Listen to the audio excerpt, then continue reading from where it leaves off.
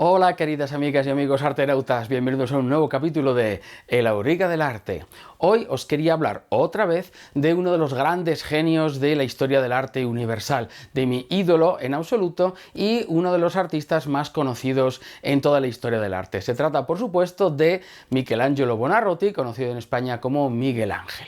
Y en concreto os quiero hablar de una de las esculturas más hermosas y más fascinantes que existen en toda la historia, que es no el David, del que ya os hablé en otra ocasión, por cierto, si queréis verlo estará por aquí, sino de otra escultura que me encanta realmente, que es la Pietà en concreto del Vaticano, aunque Miguel Ángel hizo varias, pero esta es la primera que hizo y sin duda es la más hermosa de todas. Mi amigo David, que es quien edita todos estos vídeos, es el que aparece al final de cada vídeo en los títulos de crédito, me ha sugerido que podría recomendaros libros. Y mira, esta vez lo voy a hacer porque tengo bastantes sobre el tema. Por cierto, aprovecho para decir que David es doblemente editor, además de editar todos los vídeos de La Auriga del Arte. Sin él este canal no existiría, así de claro. Es también editor de libros y tiene, junto con Reyes, o las Reyes, una editorial muy chula llamada Ediciones Pregunta, que a día de hoy es la editorial más prestigiosa de Aragón. ¡Spam! Pequeña cuña publicitaria, pero se lo debo a estos chicos. Así que bueno, recomiendo algunos de los libros que tengo por aquí en mi biblioteca. Algunos, la verdad es que solo se pueden conseguir en Italia y los compré cuando vivía en Florencia, pero bueno, yo os los recomiendo igualmente. Por ejemplo, tenemos este, que es una biografía de Miguel Ángel, se llama Biografía de un genio, de Bruno Nardini, editorial Giunti, y la verdad es que es una biografía pues bastante interesante sobre Miguel Ángel. Y por aquí tengo, fijaos, mirad qué chulada. ¡Wow! Es una pasada de libro de la editorial Skira, dedicado íntegramente a la Piedad de Miguel Ángel. O sea, tiene unas ilustraciones preciosas, bueno, son las diferentes piedades y, bueno, es uno de los libros que más quiero de toda mi biblioteca. Bueno, pero aparte de estos libros italianos, tenemos uno que claramente se puede conseguir en España y que os recomiendo vivamente. Se trata de Las vidas de Vasari. Giorgio Vasari fue el primer historiador del arte de la historia, se puede decir, y este libro es absolutamente fundamental para todo aquel que le interese el arte, sobre todo del gótico y del Renacimiento. El título completo es Las vidas de los más excelentes arquitectos, pintores y escultores italianos desde Cimabue a nuestros tiempos, es decir, desde el siglo XIII hasta el XVI. Son pequeñas biografías con anécdotas e historias sobre cada uno de estos artistas del gótico y del Renacimiento, y dedica un capítulo, el más extenso, a Miguel Ángel Buonarroti, que lo escribió todavía en vida del artista, porque sí señores, Miguel Ángel se convirtió en una leyenda incluso antes de su propia muerte. En fin, para todo aquel que le guste el arte, desde luego tendría que leer este libro. Hay muchas ediciones, esta por ejemplo es una antología y bueno, pues es un libro que hay que tener y que hay que leer. Se puede consultar como un diccionario si nos interesa leerlo todo y queremos consultar pues un único artista. En fin, que está muy bien y os lo recomiendo. Bien, y ya sin más dilación vamos a hablar de esta prodigiosa escultura que tanto me fascina y me encanta, que es la Piedad del Vaticano. ¡Vamos a ello! Michelangelo Buonarroti nació en Caprese, provincia de Arezzo, en Toscana, el 6 de marzo de 1475 y murió en Roma el 18 de febrero de 1564. Por tanto, vivió casi 89 años. Tuvo una vida pues bastante larga, la verdad. Su padre, Ludovico di Leonardo Buonarroti di Simoni, era podestà, es decir, una especie de corregidor o gobernador, en Caprese. Pertenecían a una familia acomodada, pero un poco venida a menos, y bueno, no tenían mucho dinero en esa época. Pronto se trasladaron a Florencia, ciudad a la que pertenecía la familia desde hacía mucho tiempo, y Miguel Ángel se crió, su madre murió cuando él era muy joven, y se crió pues con una nodriza en Settignano, de donde cuenta el propio Miguel Ángel, que empezó a mamar ya el mármol, porque en Settignano había un gremio de canteros y tallapiedras, es decir, de escultores. Su padre quería que él estudiase gramática y es lo que empezó a estudiar, pero Miguel Ángel quería ser artista. Lo que pasa es que a su padre pues no le gustaba eso porque fijémonos que a finales del 480 todavía estaba mal considerar el oficio de escultor o de pintor, vamos, de artista. Así que tuvieron fortísimas discusiones. Pero al final, gracias a la ayuda del amigo de Miguel Ángel, Francesco Granacci, pues pudieron convencer al padre de que entrase a trabajar en el taller de Domenico Ghirlandaio, que tenía un gran taller. Estaba por aquel entonces decorando al fresco la capilla mayor de Santa María Novella, la Cappella Tornabuoni, y bueno, entró como aprendiz en este taller donde empezó a aprender el arte de la pintura. Pero Miguel Ángel enseguida demostró su preferencia por la escultura. Es por eso que al final empezó a frecuentar el Jardín de San Marcos, perteneciente a la familia Medici, que era una especie de escuela para jóvenes escultores, regentada por Bertoldo di Giovanni, que era un anciano ya, había sido discípulo de Donatello, y según cuenta Vasari, pues el propio Lorenzo el Magnífico, buscaba buenos escultores, porque ya había muy buenos pintores en Florencia, pero no tantos escultores. Así que Miguel Ángel empezó a estudiar allí los numerosísimos ejemplares que había de escultura clásica, de escultura antigua, y ya empezó a despuntar como escultor de gran talento. Sus primeras obras conocidas, que se conservan en Casa Buonarroti en Florencia, demuestran la influencia de Donatello, el gran escultor del 480. Imagino que a través de la influencia de Bertoldo di Giovanni, que había sido, como decíamos, discípulo de Donatello. ¿Dónde se ve esto? Por ejemplo, en esta Virgen de la Escalera, donde se aprecia el estilo, la técnica de los schiacciato o stiacciato, que consiste en representar la profundidad como si fuera la perspectiva, pero en un bajísimo relieve. Y también se adivina ya esa fuerza, esa carga intensa en las figuras humanas de Miguel Ángel. Fíjese en este niño que ya aparece musculoso y un poco retorcido, o por ejemplo en la Centauromaquia, donde ya vemos, es un alto relieve ya, se ve este conjunto ahí de cuerpos desnudos en múltiples posiciones retorcidas y un poco atormentadas, podríamos decir. En 1492 muere Lorenzo de Medici, Lorenzo el Magnífico. Y esto fue un desastre, una desgracia para Florencia y también para Miguel Ángel, que había sido su protegido y casi su hijo adoptivo. Así que Miguel Ángel decide irse de Florencia, estuvo en Venecia y se instaló durante un tiempo en Bolonia, donde recibió algunos encargos interesantes para San Petronio que todavía se conservan.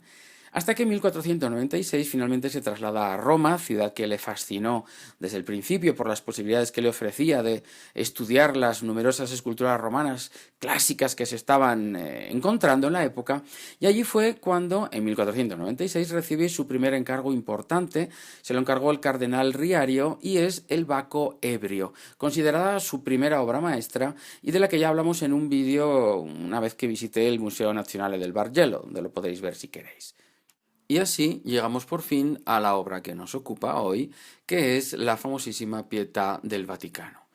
En 1498, cuando Miguel Ángel contaba tan solo con 23 años, el cardenal francés Jean Villers de Lagrola, que era el embajador del rey de Francia ante la Santa Sede, le encargó esta obra para su tumba en la capilla de Santa Petronila de la Basílica de San Pedro, pero no la que vemos ahora porque todavía no estaba construida, sino la basílica anterior. Posteriormente sería trasladada a la basílica que empezó Bramante y en la que participó el mismo Miguel Ángel, y actualmente se puede ver en la primera capilla nada más entrar a mano derecha.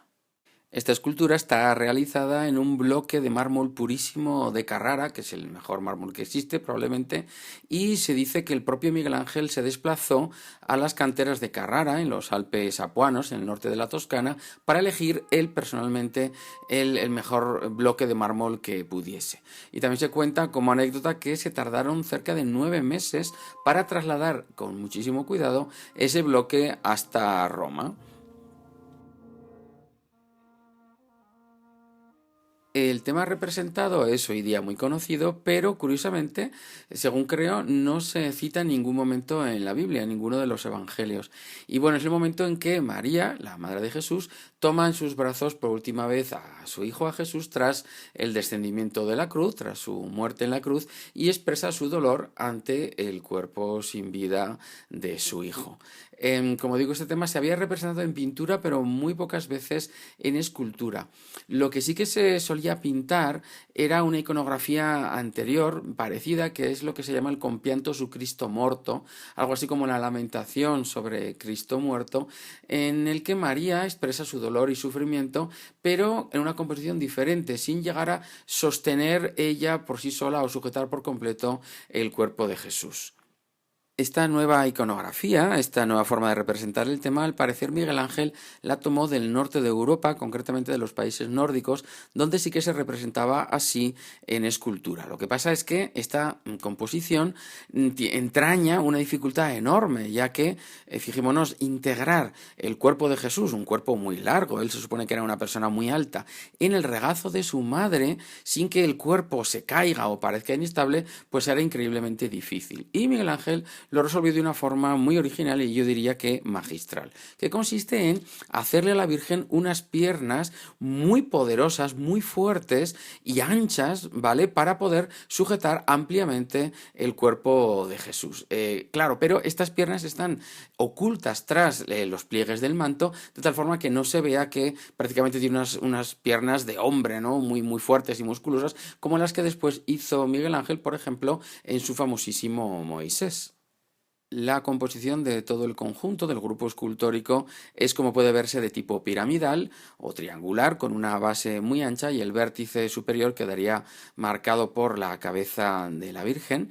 María está sentada en una roca muy ancha, que dicen que simularía el propio monte Calvario, y además hay un pequeño tronco de árbol que es un truco para apoyar, que sirve de apoyo a la pierna izquierda de Jesús, que es la que tiene así un poco al aire. Esta obra sublime y maravillosa nos transmite un conjunto de emociones profundas, sutiles e indescriptibles, sobre todo mediante una serie de contrastes que se establecen entre las dos figuras humanas que la componen. Por ejemplo, el cuerpo fuerte y estable de la Virgen, sólidamente anclado en el suelo, como decíamos, contrasta con la ligereza de ese cuerpo liviano y casi etéreo de Jesús, que solo toca el suelo, fijémonos, con su pie derecho, como para subrayar que si la Virgen es un personaje terrenal, Jesús ya no está entre nosotros y como que ya no es de este mundo y está más cerca del cielo.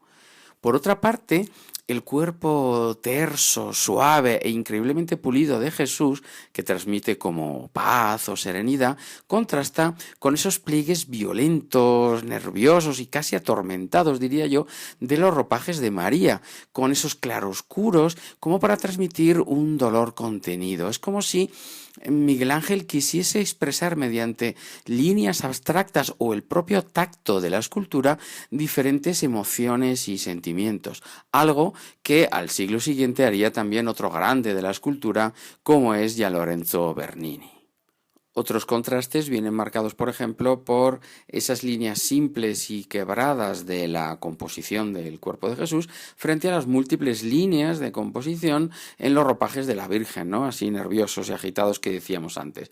O también ese brazo fuerte y poderoso de María que sujeta el cuerpo de su hijo contrasta frente a la caída de ese brazo inerte de Jesús, que por cierto, el diseño de ese brazo sirvió de inspiración para obras posteriores como el entierro de Cristo de Caravaggio, fijaos, o también para la muerte de Marat, que es una obra de Jacques-Louis David de finales del siglo XVIII. En esta escultura destaca además otra cosa que es bastante sorprendente, y es que no hay tan apenas, no hay ninguna expresión de dolor, ni de sufrimiento, ni de dramatismo, algo de lo que los españoles sabemos mucho porque recordemos tantas y tantas esculturas del barroco tan dramáticas y tremendas. Pues aquí no, fijémonos que se trata del dolor de una madre contemplando a su hijo muerto, y sin embargo la Virgen aparece serena y Cristo está como dormido, ¿no? Sin expresión de sufrimiento. Por otra parte, la Virgen tiene esa expresión de como de resignación, de aceptación del destino, pero al mismo tiempo con esa mano izquierda está mostrando a la humanidad lo que han hecho con su hijo, ¿no? Como diciendo, ved lo que habéis sido capaces de hacer con mi hijo, él que solo vino a ayudaros a todos. Me gustaría también que os fijarais en la simple y pura belleza que hay en esta obra. Fijaos, por ejemplo, en el rostro de María, que es un rostro dulcísimo y muy fino, por supuesto, mucho más joven de lo que debería ser, ¿no? Porque, bueno, tendría que tener como mínimo unos 50 años para presenciar la muerte de su hijo, que se supone que murió a los 33, y en cambio está representada como una adolescente muy, muy joven, unos 15, 16 años.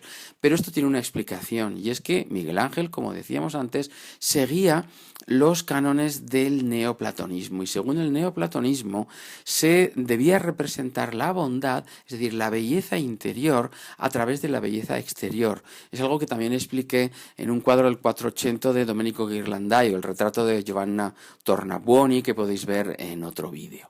Por otra parte, fijaos también en el bellísimo cuerpo de Jesús, que parece fluir como una cascada dulcemente entre los brazos y las piernas de su madre. Es un cuerpo absolutamente perfecto, todavía con sangre en las venas, con su musculatura, toda la anatomía perfecta y, como decíamos antes, pulidísimo, que es de una increíble e indescriptible belleza. El 21 de mayo de 1972, la Piedad de Miguel Ángel fue víctima de un horrible atentado perpetrado por un desequilibrado llamado Laszlo Toth, de origen húngaro, el cual asestó a la escultura hasta 15 golpes con un martillo de geólogo en pocos segundos, hasta que finalmente pudo ser reducido y arrestado, pero que causó gravísimos daños al grupo escultórico, en concreto a la figura de la Virgen, a la que llegó a romperle la nariz, parte de un párpado, del velo, y le destrozó el brazo izquierdo, cuya caída ocasionó también la ruptura de los dedos de la mano izquierda. Por suerte, la figura pudo ser restaurada con éxito durante más o menos un año en los laboratorios del Vaticano, gracias al opificio delle Pietre Dure, que es un equipo buenísimo que se encuentra en Florencia, a partir de unas réplicas exactas que se encontraron en un pequeño pueblo de Perú, en Lampa, del que se tomaron medidas y que permitieron crear moldes con los que se pudo, sobre todo, reconstruir la nariz, utilizando el mismo mármol de Carrara original de la pieza destruida, pero reduciéndolo a polvo y haciendo una especie de pasta mediante una cola a partir de una resina brasileña, y con eso pues dejar la pieza original. Se habían ofrecido escultores de la época, pero claro, ningún escultor podría haber emulado exactamente la pericia del gran genio, del maestro, así que esta fue la mejor solución. El brazo y los dedos se pudieron colocar y hoy día la podemos ver más o menos en su estado original, eso sí, a través de un cristal de 2 o 3 centímetros de espesor a prueba de balas que se colocó tras el atentado. Algunas curiosidades de esta escultura son que, por ejemplo, se trata de la única obra que Miguel Ángel firmó, ya que, al principio algunos plantearon dudas sobre la autoría porque era muy joven, todavía no era muy conocido, y él ante esto se ofendió y decidió firmar, poner su nombre en una inscripción latina en una banda, una cinta que lleva a la Virgen en el pecho. Y también dicen que es la única obra que terminó completamente. Esto, no es del todo exacto, ya que hay otras obras de juventud que también terminó, como el Baco ebrio que hemos descrito antes, pero sí que es cierto que después de esto él practicó una técnica suya llamada non finito, que consiste en dejar las obras inacabadas por diferentes motivos, a veces a propósito y a veces no. También decir que es un bloque de mármol muy poco profundo, mide menos de 1 metro de profundidad, pero que Miguel Ángel con su maestría consiguió darle una sensación de gran profundidad. Y también se cuenta, cuando le preguntaban cómo hacía para obtener semejantes maravillas a partir de un inerte bloque de mármol, él decía que veía la imagen dentro del bloque de mármol, que él sabía que estaba dentro y que lo único que hacía era quitar lo que sobra. pero bueno, ya sabéis que esto no es tan fácil y habría que saber de dónde quitar. Es un auténtico prodigio que queda para nuestra gran admiración. Para terminar, os diré que esta del Vaticano no es la única escultura que Miguel Ángel dedicó al tema de la piedad, ya que a lo largo de su vida hizo varias versiones de este mismo tema, ya en plena madurez o vejez, como por ejemplo la Pietà del Duomo, que se conserva en el Museo dell'Opera del Duomo, en Florencia, hecha para su tumba al parecer y cuya figura de Nicodemo en la parte superior parece ser el autorretrato del propio Miguel Ángel a la edad de unos 60 años. Él mismo destrozó esta escultura porque no estaba satisfecho con el resultado y luego uno de sus discípulos, Tiberio Calcagni, la reconstruyó y la completó, terminó alguna de las figuras. Y la última que hizo es la famosísima Pietà Rondanini, conservada en el Castello Sforzesco en Milán, una obra claramente inacabada que es la que estaba esculpiendo cuando le sorprendió la muerte a la edad de casi 89 años en Roma.